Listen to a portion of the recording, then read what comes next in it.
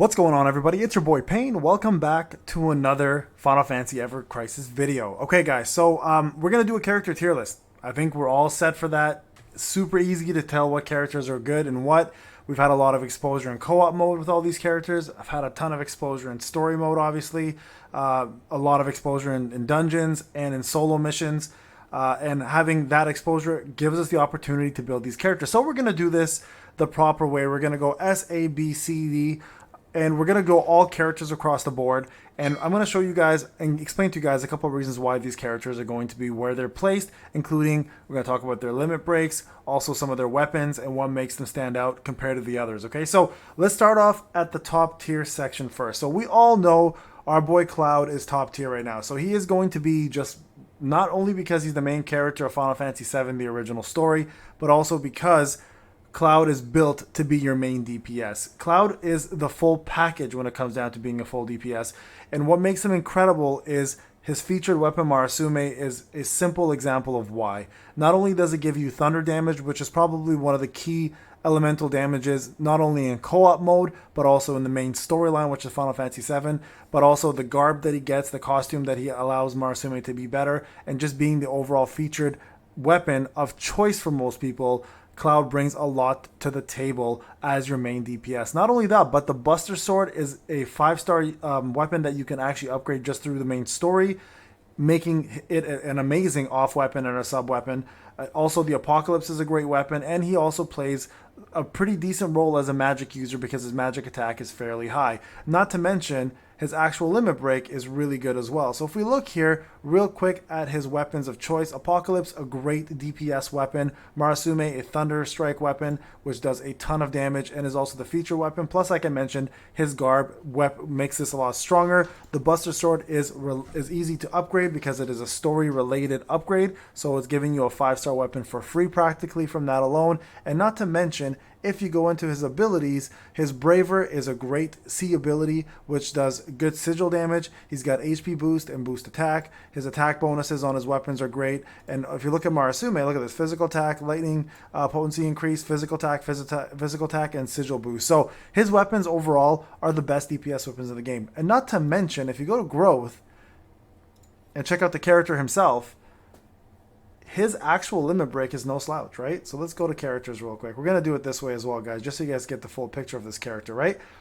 You guys can see here the HP increase, the physical attack increase, the magic attack increase, fairly balanced across the board. His heal is not bad, so you can always use him as a cure healer or a cura materia healer. His cross slash obviously does fairly good damage, so that's always available as a limit break. You can see here 1,000 physical damage to one single enemy, and then you can see Blade Beam is his next move, and this one here is currently unlocked, but you can see what it does here. It's an AoE damage dealing move with 700%. So if you're looking for someone who can farm, he might be the choice to go with. All right, so that is your number one S unit for DPS and overall balanced character in the game. Nobody beats Cloud Curly in that role. Now, next up, we're going to talk about Aerith. Now, I did a showcase on her. If you haven't seen it, you can go check it out. Aerith is the best healing unit in the game, bar none. There's nobody better. Matt comes close, but Matt is also a balanced character for magic attacks as well. So he's the perfect jack of all trades for magic user, but nobody touches Aerith when it comes down to actual magic healing, period. Not only that, but she has one of the best 5-star weapons in the game for healing. We'll look at it as well, called Fairytale, which has a Kurega A built into it, which does incredible healing potency. Not to mention, you can also equip it with Mithril Staff, which will give you a saving grace, which gives you magic defense up and protection defense up with a small heal at the same time. If you're looking for the ultimate healer on any co-op team or any story mode, period, Aerith is the one to go with. Now you can see here Healing Wind also is one of the moves that she has. This one here, Magic Heal, is cast, 60% of healing potency, does all allies, and also provides a regen to all allies as well for 6 seconds. And then her second move here is an actual DPS, so you can do physical damage instead to all enemies using Seal Evil, which is one of her limit breaks in the actual Final Fantasy game. So as regarding her weapons, like I mentioned, if you are looking to maximize the potential of her healing, she's got a lot of great options. Not only is she great with materia with healing, but she also has the weapons to go with it as well, right? So if we go to, for example, right over here, let me just find it real quick for you. There it is, Fairytale.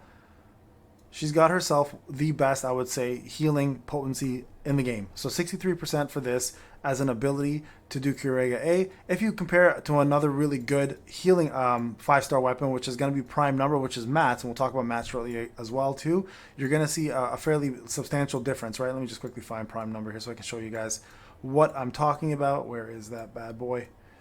Let's see. It's right here, but I've only got the 5-star. I think this is it right here. Is this it? Yeah, there we go. It's 53%. So you can see there a pretty big difference. That extra percentage is massive. Plus, when you go into defense mode, she's going to even have additional potency for healing. So Aerith, for sure, one of the top healers in the, actually the top healer in the game.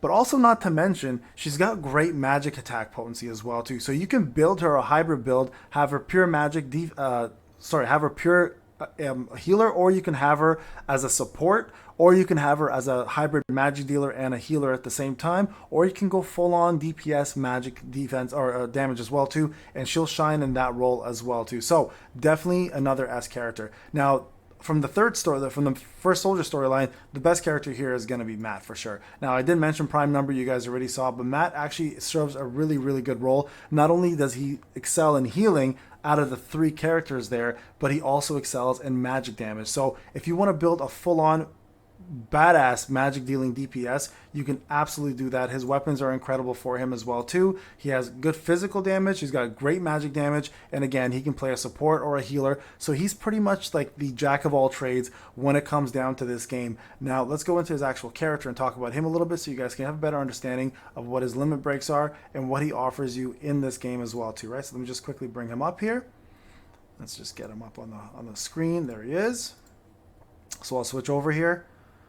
So Valiant Attempt, you guys can see here, 1,000 physical damage, non-elemental damage to one single enemy, and it looks amazing, by the way. His limit break looks amazing. And then his second one is Gigantic Shield, where he casts a massive shield with a little bit of a heal as well, which increases your physical defense and then also your magic defense. So it's very similar to Saving Grace, and this is what I mean by he's a total package. He can do both extremely, extremely well, which is heal, DPS, and physical DPS. One of the best characters in the game for sure, so definitely deserves the love that he gets here as being an S tier unit, okay? Now we're going to talk about some of the A tier units. Now, Tifa for sure gets a... She is one of the best single target damage dealing DPS in the game, but unfortunately she falls short a little bit of Cloud, hence why she can't go to the top tier. Tifa does have very high potency physical damage and actually pretty decent magic damage as well. So we'll look at her real quick and all of her specials. Here we go. Now, Sonic Strikers and Tiger Fangs are my favorite weapons for her personally, but you can see her Somersault, the charge speed is a lot faster. So in that regard, she does build her limit break much quicker than anybody else, and she does do 320%, but that you can see the percentage difference. 320 versus 1,000 for some of the top tier characters is a lot. Now she does have some debuffs, which obviously reduces the physical defense and magic defense of the target, making it a little bit more of a support weapon, okay? But the water kick here, on the other hand, actually does do 1,000%, but you have to go deep in there to get that characteristic out of her. But like I said, like I mentioned, she is a fantastic single target DPS. Unfortunately, just not as good as Cloud, so that puts her down a little bit in the slot. If you want to check some of her weapons, like I mentioned, we can look at a few of them, right? So you guys have a better understanding of where we're at here.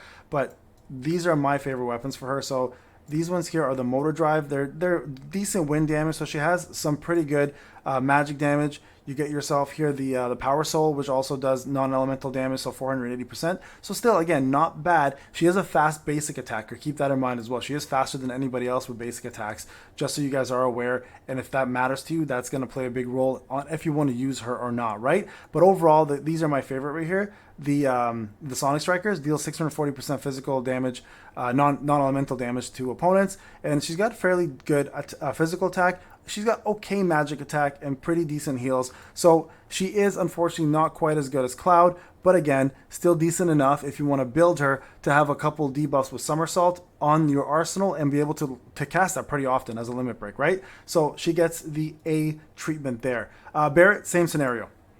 Same scenario. He's a good DPS. He does great AoE DPS, plus also does pretty good elemental damage and also single target damage. Now with Barret, the biggest thing for him is his limit breaks are actually really good. They do fairly good damage on their own, but they are long to build just like anything else. Barret, again, does not do as well as some other units like Matt or Cloud when it comes down to magic or physical damage. So he kind of falls short on that. But he can carry a team for sure with a massive AoE damage. And his grenade bomb actually does do 1,000 physical, right? And then if you see Mind Blown here, so this one is a little bit lower in the scale. But of course, just like Tifa's, it does do reduction of magic defense and physical defense. So you can trade back and forth. The biggest issue for this one, though, is the charge speed. It's the exact same amount of charge speed as Grenade Bomb. So you're better off not even using Mind Blown and just sticking with Grenade Bomb as your main.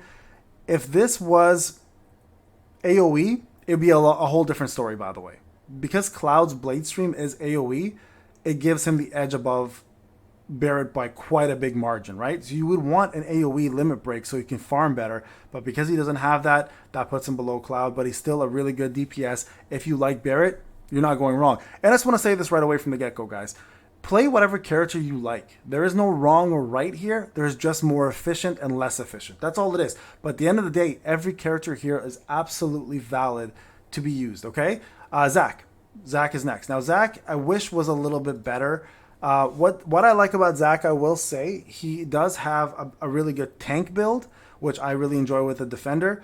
The unfortunate part with Zack is he kind of falls short on all of the roles, the DPS, the healing, etc. Everything about Zack is pretty average. He doesn't really excel right now in anything because maybe his weapons just aren't there, but even his main weapon like the Cutlass or Arc Sword or Defender, right? All of them are okay. Now what he does do really well though is he does have really good limit break. So he does have the slash combo just like Cloud, but his meteor shots I really enjoy because they're all enemies with 700%, so similar to Cloud in that regard. But again, just because he doesn't have the proper featured weapon in my opinion at the moment, he just kind of does lack a little bit in DPS. And he's a really good tank. I have to enjoy him. But right now, tanks really aren't required in this at the moment at the level we're at. That may, of course, change, and Zack may go up in the tier list based on a new weapon that comes out. Or if there's a need for tanking, we'll see that, obviously, when that does occur, okay? So Zack gets the A treatment. And then next up here, quite honestly, it's Red 13 is going to go into B. I'm going to put Glenn in A as well, by the way. Glenn deserves it. Great DPS. But unfortunately, that's really what he's all about. Is all about DPS. He just does one thing and one thing really, really well, and that's kill things, right? While the other characters have a little bit more diversity, I find Glenn to be a lot more just one-sided. Now, his Blazing Onslaught move, number one, looks pretty damn cool, I have to admit. But not only that, but it does do 1,000 damage, just like anybody else, right? And the stage of defeat here as well, too. It is an all enemies attack. The only problem with Glenn, I find, is, of course, like I said, his weapons are kind of lackluster and they're built for one thing, and that's complete destruction. So if you're looking for a more balanced unit or someone who can, you know, bring you a little bit more than just kill things, so some support, for example, Glenn is not as good as Matt in that, but Glenn does excel at killing things a lot better than Matt. I would say Glenn is probably on par with DPS with Cloud in terms of raw physical damage, but he does lack that diversity and everything else, okay? So keep that in mind when you're looking at, I mean, we can take a look at his weapon, obviously. Let's go back here. We got Apology and Hell, right, which was one of the free weapons that we were provided. Let's just take a quick look at it so we guys can understand what I'm talking about. When it comes down to raw power, it's incredibly strong. There it is. If you look at it here, 600% physical damage when you upgrade it, 50, 44, 46 at level 1. So if you compare it to someone else's weapon, I don't know, let's find another weapon here to compare it to that's got one overboost. Let's see if I have, yeah, the Sonic Strikers, right? Oh, this is level up to 40 though, so that's hard to compare. But the point is, he does do a lot of damage. Maybe this one here, Apocalypse. There you go, 51, 42, 46. So 600 as well, crit, and this is one of Cloud's strongest weapons that he has from a physical damage perspective. And it's pretty much 51, 42. Let's look at just physical attack magic, 51, 42. Okay, 51 and 42. Let's go back here. It should be right on par or a little bit higher. 50 and 44. So it's close. He's got more magic attack, surprisingly, and less physical attack and lower heal. This is not his best weapon. This is just an example, right? But just to show you guys, the percentage is very similar to Cloud. So he is a killing machine. He's just, of course, not, in my opinion, he's just not there as good from a magic perspective, okay? And that's kind of where the problem stands. So you can see here, attack boost, attack boost, attack boost. Most of his weapons, I believe, are pretty much built that way. There's a magic attack boost right there, actually, Hardcore Squad. Let's see what this one is. Magic defense is increased. So this is more of a tanking and tanking weapon. I don't know why magic increases there. It should be magic defense boost there instead. So it's a little bit all over the place.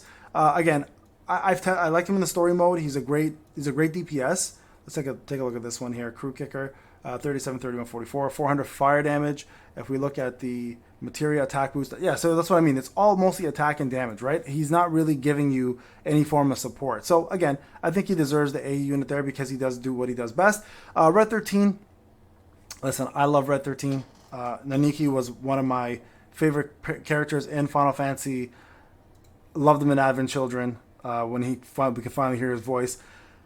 Unfortunately, he just kind of falls flat in all regards. He's, again, very average everywhere, I find. And his skills are not bad because they're fast to upgrade like Tifa's. He does do non-magic damage, decreases physical attack, decreases magic attack, just like Tifa does. But I find his weapons are not as good as Tifa, so he's a little bit lower in the scale. He is a better AoE farmer than her. And then Lunatic High, though, is actually pretty decent. Magic Heal is cast. You can see here it increases physical defense and magic defense. But again, it's a support move. He just doesn't dish out a lot of DPS. He's just very average character, which is unfortunate. But you know what? It kind of sits true to who he really is as a character. He really was support with some DPS. Eventually, when you get the proper hairpin, he does insane DPS, and we may see that happen in the future. But right now, he's unfortunately just a B level. And then finally, Lucia, I'll probably put him probably B as well. We don't have any Season Ds yet, guys. Nobody's really that low in the tier list. I mean, if we were to really do it this way, I'd say Lucia C, maybe C. If we go Naniki B, yeah, I don't think anyone's D tier. I would say this way. Lucia, I like her. She's a good single target DPS. She's actually decent magic. You know what? No, she doesn't deserve C. I would probably go this way. I don't think anyone deserves C and D yet. So I would say just right there is good for these units. Now, Lucia, like I mentioned, is a good single target DPS. She's a good sniper. Unfortunately, she lacks in the DPS department for a sniper. She's got actually okay magic attack, which is pretty good. So let me just go to her real quick. You guys can see all of her moves here, right? You guys can see at least her queen shots here, which again is going to be the 1,000 physical damage to one enemy, so that doesn't change.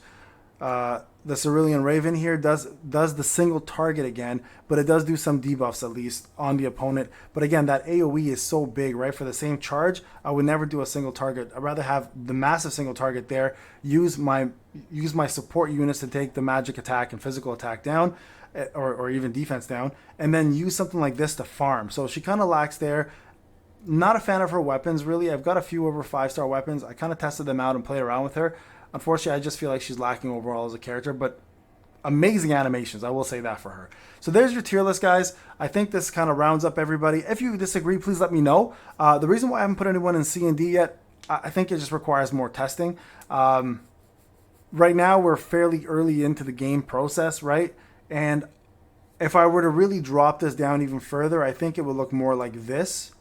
Let's actually go. Yeah, no, Tifa would stay there. I think maybe Barret would drop.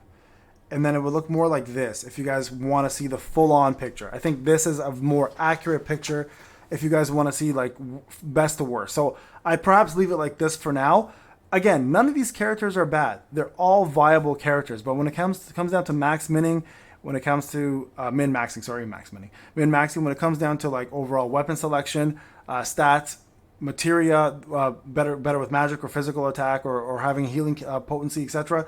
This is the way I would rate it for how good they are and what they do. All right, guys, this is Payne. Hope you enjoyed the video. Let me know what you guys think. I'm curious. And we'll do a weapon one very soon. As soon as I'm done some testing on all the weapons, I'll let you guys know how I feel about that. And we'll put a weapon one together. And we'll have a full tier list on weapons as well, too. All right, guys. I'll see you guys in the next one.